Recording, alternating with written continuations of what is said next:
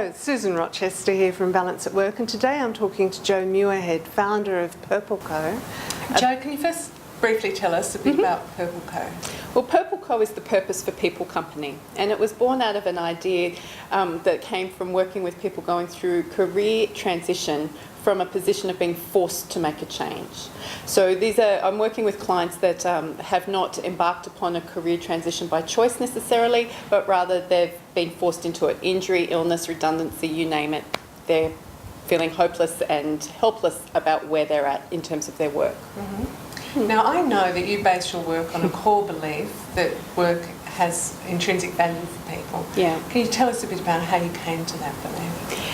That belief has been formed after watching what happens when a person's livelihood or their work is threatened.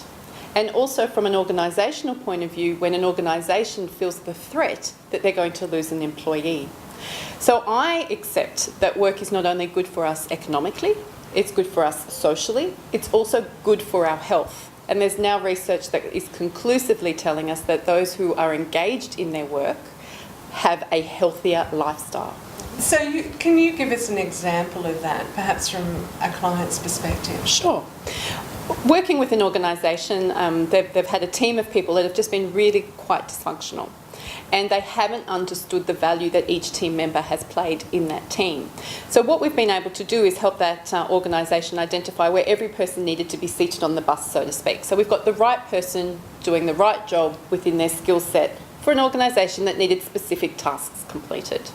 From an individual client's point of view, coming to a place where their livelihood has been taken away from them, where their sense of purpose, where their sense of self has actually been eroded, actually walking them through a process to feel as though they still have something to contribute and that that contribution is meaningful. For example, I'm working with a young lady who, through a work-related injury as an architect, has become vision impaired. So vision impaired that she can no longer work as an architect.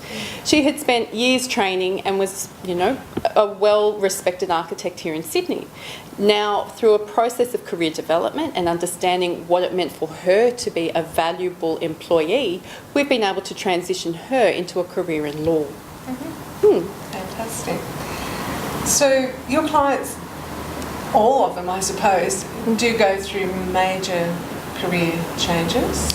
Most of my clients go through major career changes, not necessarily in terms of the skills or the tasks that they're completing, but more often in the environment that they're working in or the mechanisms that they actually need to use their job. So we use adaptive technology or we re-engineer a job so that a task can still be completed. So that probably leads into my next question, which was how do you help employers to make that transition? Helping employers make the transition. And one of the biggest difficulties I come up against is employers not really understanding the work they need done. We can have really well-written position descriptions, but even with a document such as a position description, it may not necessarily have the end result for the work that needs to be done.